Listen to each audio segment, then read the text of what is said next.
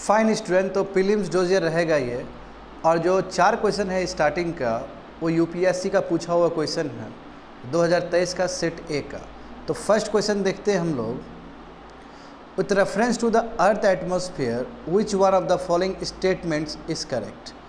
तो यदि देखोगे ना तो इसका आंसर तुमको नज़र आएगा सिफर कैट, क्योंकि जो इंफ्रारेड वेव्स है वो लार्जली एब्जॉर्ब हो जाता है वाटर वेपर्स, समझे ना। तो इसके लिए तुमको ज्योग्राफी का बहुत अच्छा कॉन्सेप्ट पता होना चाहिए, इंसोलेशन का, कि कैसे लाइट आता है, कैसे लाइट ट्रैवल करता है, किसके वजह से ग्लोबल वार्मिंग होता है, समझ गए। तो यहाँ पे देखते हैं 63। देखो 63 मैं कहूँगा कि most intelligent question.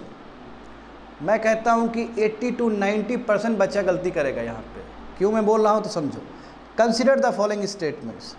Statement 1 and statement 2 वही असर्शन और रीजन बेस्ड क्वेश्चन है ये। The soil in tropical rain forest is rich in nutrients.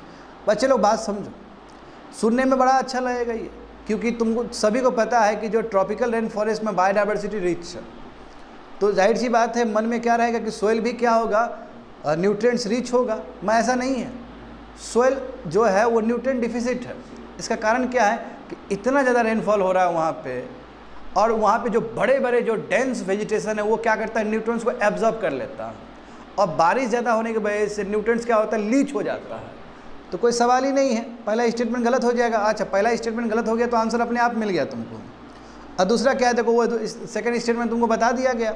The high temperature and moisture of tropical rain forest cause dead organic matter in the soil to decompose quickly. सही बात है, जितना ज़्यादा होगा, जितना dead remains आएगा उतना ही decompose fast होगा। तो ये स्टेटमेंट करेक्ट है। बताओ क्या हो जाएगा आंसर इसका। D for dog. Statement 1 is incorrect but statement 2 is correct. चलो आगे देखते हैं हम लोग। हाँ, कहते हैं ना कि देखो कितना सुंदर क्वेश्चन है ये। Consider the following statement. Statement 1 and statement 2। The temperature contrast between continent and ocean is greater during summer than in winter. अच्छा, ये सुनने में सही लगेगा, मैं ये गलत स्टेटमेंट है, क्योंकि जो टेम्परेचर जो कॉन्ट्रास्ट है कंटिनेंट और ओशन का विंटर में ज़्यादा नज़र आएगा तुमको। कब? विंटर में ज़्यादा, वही कंटिनेंट और लैंड के इफेक्ट की वजह, सॉरी कंटिनेंट और ओशन के इफेक्ट की वजह से। और इसका एक रीज़न ये भी कि जो स्पेसिफिक हीट है वाटर का वो हमेशा ज़्यादा होगा as compare to land surface का, क्योंकि वाटर जो है वो गर्म भी लेट होगा और हीट भी रिलीज लेट करेगा। तो इसलिए ऊपर में जो आंसर होना चाहिए स्टूडेंट वो क्या होना चाहिए, विंटर देन समर होना चाहिए। सेकंड स्टेटमेंट सही है, तो इसका भी आंसर क्या हो जाएगा, D for dog. Statement 1 is incorrect but statement 2 is correct. अच्छा देखो कितना सुंदर क्वेश्चन है मॉडर्न इंडिया का। ठीक से देखो तो पूरा मॉडर्न इंडिया है ये। स्टेटमेंट 1 और स्टेटमेंट 2 इस तरह यूपीएससी पूछता है। Can you believe it, modern India को इस तरह पूछता है यूपीएससी। 7 अगस्त को नेशनल हैंडलूम डे मनाया जाता है, ये करेक्ट स्टेटमेंट है। नेशनल मतलब भारत के लिए।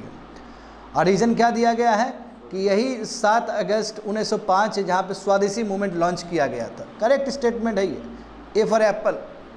तो देखो कैसे स्वदेशी मूवमेंट को कैसे पूछा गया है यूपीएससी में। इसको बोलते हैं आर्ट ऑफ मेकिंग क्वेश्चंस। चलो आगे देखते हैं।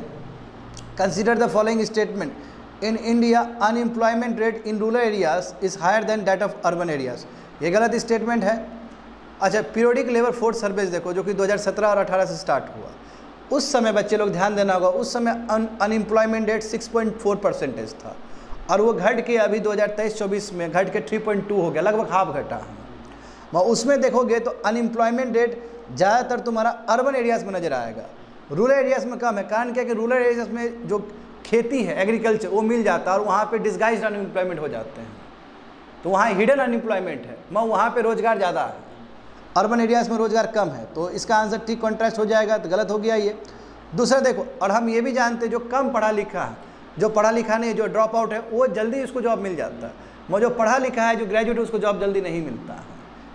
तो in India the unemployment rate for those with no college degree is higher than those for graduates and post. गलत हो गया ना, क्योंकि अनएम्प्लॉयमेंट पूछा जा रहा है। कायदे से क्या होना चाहिए, in India the employment rate for those with no college degree is higher than those of graduate और पोस्ट ग्रेजुएट। ये एम्प्लॉयमेंट होना चाहिए था, इसलिए स्टेटमेंट गलत हो गया। दूसरा देखो बच्चे लोग, ये भी हम जानते हैं कि लेबर प्रोडक्टिविटी के मामला में एग्रीकल्चर सबसे कम है। क्यों? 44%। अच्छा चलो, अब तो 46 हो गया। 46% एग्रीकल्चर में डिपेंडेंट है, और वो कितना जीडीपी का प्रोड्यूस कर रहा है, 18% जीडीपी प्रोड्यूस कर रहा है। तो सबसे कम जो लेबर प्रोडक्टिविटी होगा, जाहिर सी बात है एग्रीकल्चर का होगा वो। तो ये स्टेटमेंट देखो, the labour productivity in India is lower in the manufacturing sector. गलत हो गया कि नहीं हो गया बताओ? तीनों गलत हो गया। आंसर क्या होगा? D for dog.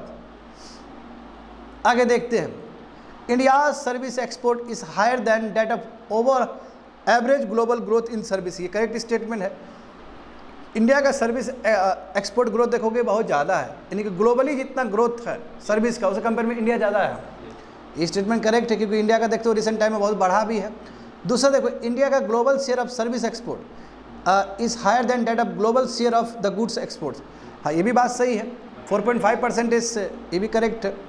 During the previous decade in India the goods export as a percentage of GDP has been significant increase नहीं होगा, डिक्रीज होगा, घट रहा हो लगातार। तो क्या आंसर हो जाएगा? A for apple 1 and 2 only. आगे देखोगे स्टेटमेंट 1 और statement 2, it is a quite complex to develop a vaccine for malaria with higher efficacy. सही बात है, मलेरिया का जितना ही वैक्सीन बना है मैक्सिमम 70% 75 का एफिकेसी है। कारण क्या है? क्योंकि मलेरिया अलग अलग लाइफ साइकिल से गुजरता है, और स्पोरोजाइट्स, मेरोजाइट्स है ना, गैमोसाइट्स, और इसके वजह से वैक्सीन बनाना बड़ा मुश्किल होता है कि कौन सा स्टेज को वो हैंडल करे, वो वैक्सीन कौन सा स्टेज को वो वैक्सीन वो ठीक करे। तो इसलिए ये स्टेटमेंट करेक्ट है। क्या हो जाएगा आंसर इसका? ए फॉर एप्पल। हाँ, यहाँ पे देखते, वेरी वेरी इंपॉर्टेंट क्वेश्चन। हाँ, ये पूछे, consider the following match, Rafah, Jabalia, Philadelphia corridor. बिल्कुल गाजा स्ट्रिप का है ये। जहाँ तक सवाल है फिलाडेल्फिया कॉरिडोर का, तो ये तुम्हारा जो सिनाई पेनिनसुला है इजिप्ट का, उससे लगता है। ठीक है, तो सिनाई पेनिनसुला के इस तरफ जो इजिप्ट का टेरिटरी है, वहाँ पे इजिप्ट का आर्मी बैठेगा और इस तरफ इजराइल का बैठेगा, और कोशिश करेगा कि यहाँ से कोई भी आर्म्स वगैरह सब हमास के लिए नहीं जाए। तो ये तीनों सही है, राफा हो, जाबेलिया हो, फिलाडेल्फिया कॉरिडोर गाजा स्ट्रिप का है, एब्सोल्युटली करेक्ट।